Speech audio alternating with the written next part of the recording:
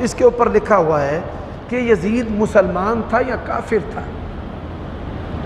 اچھا، بعض بندوں کو نا کیڑے بڑے تنگ کرتے رہتے ہیں، بھائی لڑائی جڑی نا چل دی رہے، مولوی لڑتے رہن۔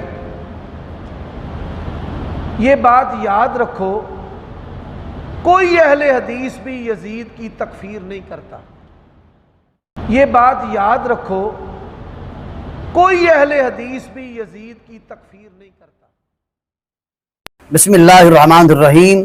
علامہ برزنجی نے الاشاع میں اور علامہ حیتمی نے السوائق میں نقل کیا ہے کہ جب حضرت امام احمد بن حنبل سے ان کے بیٹے حضرت عبداللہ نے یزید پر لعنت کے متعلق سوال کیا تو انہوں نے کہا اس پر لعنت کرنا کیوں کر جائز نہیں ہوگا جس پر اللہ تعالیٰ نے اپنی کتاب میں لعنت کی ہے، یعنی قرآن میں لعنت کی ہے۔ تو حضرت امام احمد بن حنبل کے بیٹے حضرت عبداللہ نے کہا کہ میں نے تو اللہ کی کتاب یعنی قرآن مجید کو پڑھا ہے، مجھے تو اس میں یزید پر لعنت کرنے کا ذکر کہیں نہیں ملا۔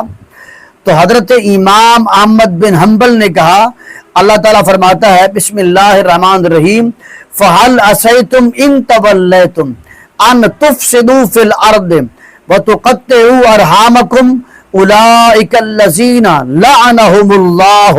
سورۃ محمد آیت نمبر 22 آیت نمبر 23۔ ارشاد فرمایا تم سے یہ بعید نہیں کہ اگر تم کو زمین میں حکومت مل جائے تو تم زمین میں فساد کرو گے اور رشتے توڑ ڈالو گے۔ یہ وہ لوگ ہیں جن پر اللہ نے لعنت کی ہے۔ اور اس کے بعد امام احمد بن حنبل نے کہا کہ جو کچھ یزید نے آل رسول صلی اللہ علیہ وسلم کے ساتھ کیا اس سے بڑھ کر اور کون سا فساد ہوگا، اس سے بڑھ کر رشتوں کو توڑنا اور کیا ہو سکتا ہے۔ حافظ جی آپ جتنی کوشش کر لیں، آپ ساری دنیا کے اہل حدیث مولوی اکٹھے کر لیں اور یزید کو مسلمان کہنے کی رٹ لگا لیں، پھر بھی وہ مسلمان نہیں ہو جائے گا۔ اور آپ جتنی کوشش کر لیں، آپ دعائیں کریں، اس کی مغفرت کی کوشش کریں، نہ تو یزید کی مغفرت ہوگی نہ آپ کی دعا قبول ہوگی۔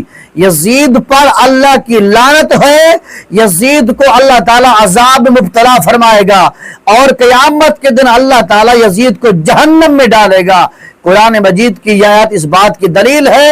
اور امام محمد بن حنبل کا یہ فتویٰ ہے کہ یزید لعنتی تھا، اس نے سب سے پہلے اس دنیا میں فساد بپا کیا تھا۔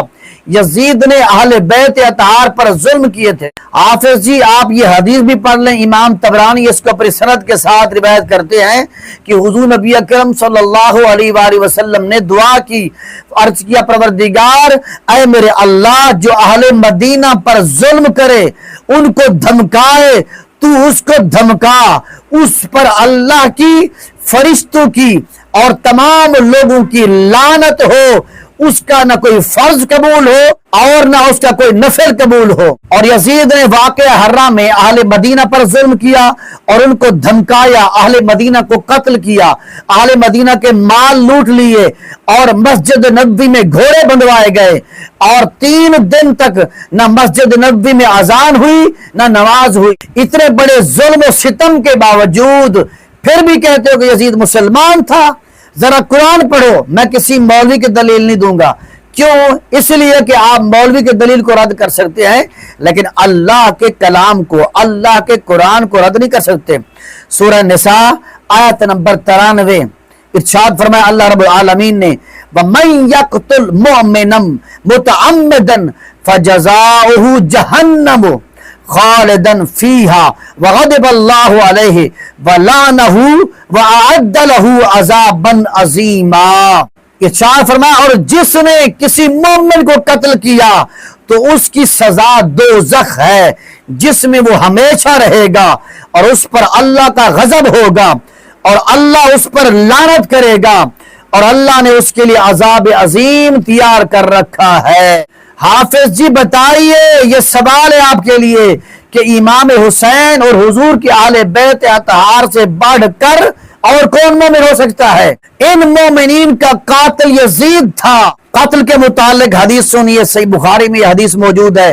حضرت انس بن مالک رضی اللہ تعالیٰ بیان کرتے ہیں، حضور نبی اکرم صلی اللہ علیہ وسلم کے عہد میں، آپ کے زمانے میں، ایک یہودی نے ایک لڑکی پر حملہ کیا اور اس کے جسم سے زیورات اتار لیے اور اس کے سر کو پتھر سے کچل دیا۔ اس لڑکی کو حضور نبی اکرم صلی اللہ علیہ وسلم کے پاس لایا گیا۔ اس وقت اس میں آخری رمق حیات تھی، یعنی سانس تھوڑی تھوڑی چل رہی تھی اور اس کی گویائی ختم ہو گئی تھی۔ تو رسول اللہ صلی اللہ علیہ وسلم نے اس سے پوچھا کہ تم کو کس نے قتل کیا؟ کیا فلاں شخص نے؟ اس کے قاتل کے سوا کسی اور کا نام لیا۔ اس نے سر کے اشارے سے کہا نہیں۔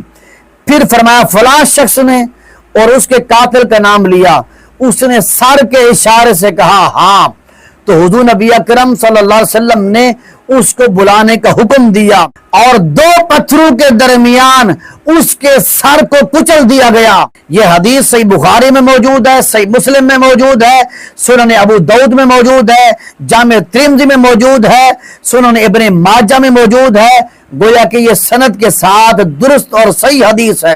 حافظ جی بتائیے، میں آپ سے پوچھتا ہوں کہ جب ایک لڑکی کے قاتل کو حضور نبی اکرم صلی اللہ علیہ وسلم نے معاف نہیں کیا، آپ نے انہی پتھروں کے ساتھ اس لڑکی کے قاتل کا سر کچل کے قتل کر دیا، تو ذرا تصور کیجئے حضور نبی اکرم صلی اللہ علیہ وسلم کی بارگاہ میں اگر سیدنا امام حسین علیہ السلام کا مقدمہ پیش کیا جائے قیامت کے روز، تو بتائیے کیا اللہ کے نبی صلی اللہ علیہ وسلم اس کو معاف کر دیں گے؟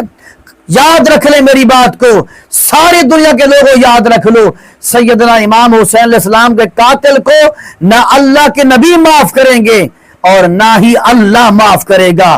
اللہ اس قاتل کو، یزید کے حامیوں کو اللہ تعالیٰ دوزخ کی آگ میں ڈالے گا۔ حضرت ابو سعید خدری رضی اللہ عنہ اور حضرت ابو ہریرہ رضی اللہ عنہ بیان کرتے ہیں، حضور نبی اکرم صلی اللہ علیہ وسلم شاہ فرمایا کہ اگر تمام آسمان اور زمین والے کسی ایک مومن کے قتل میں شریک ہوں تو اللہ تعالیٰ ان سب کو جہنم میں اوندھے منہ ڈال دے گا۔ میرا عقیدہ یہ ہے، میرا ایمان یہ ہے کہ ساری دنیا کے مومنوں سے بڑھ کر سیدنا امام حسین علیہ السلام اور حضور کی اہل بیت اطہار تمام دنیا کے مومنوں سے بڑھ کر مومن ہیں۔